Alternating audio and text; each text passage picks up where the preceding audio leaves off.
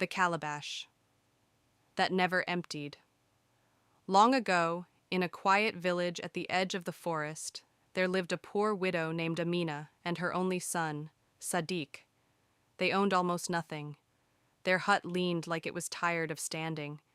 Their cooking pot was more empty than full, and some nights they drank water and called it dinner.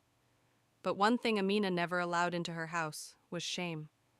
"If we have one grain," she would say, "we will share half."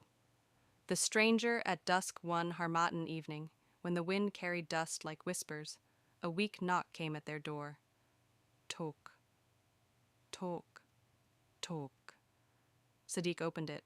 An old woman stood there, thin, tired, and shaking. "My children," she said softly, "I have not eaten in 2 days." Sadiq's heart dropped. Inside the hut, there was only one small bowl of millet left, the last food in the house. He turned to his mother.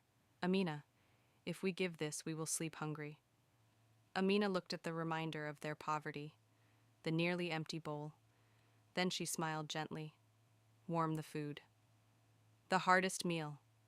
They cooked the last of their millet. The smell filled the tiny hut, cruel and beautiful. Sadiq's stomach growled so loudly he covered it with his hands. When the food was ready, Amina did something that broke her son's heart.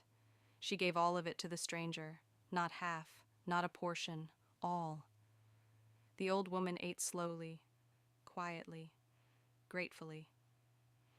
When she finished, she looked up with eyes that suddenly seemed too bright for her tired face. "You have fed me when you had nothing," she said. "May your kindness never know emptiness."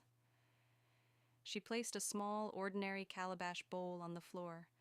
Then she left into the night. The miracle morning came.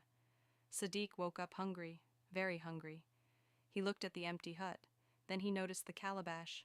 Inside it was hot, fresh porridge, steam rising. He froze. "Mama!" Amina rushed over. They stared. She carefully scooped some into a smaller bowl, but the calabash remained full. She scooped again. Still full. Again. Still full. Sadiq's eyes widened. "Mama, it's not finishing." The test of the heart days passed. The calabash never emptied. Soon neighbors heard. Some came hungry, some came desperate, and Amina fed them all. But one afternoon, a wealthy man from the village came. He watched the endless food, his eyes filled with greed. That night, he stole the calabash. The greedy man's reward, in his big house, he laughed. "No more hunger for me!" He scooped into the calabash.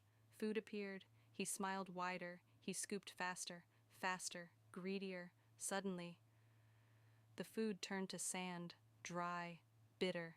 Endless sand poured out, filling his house, his mouth, his bed.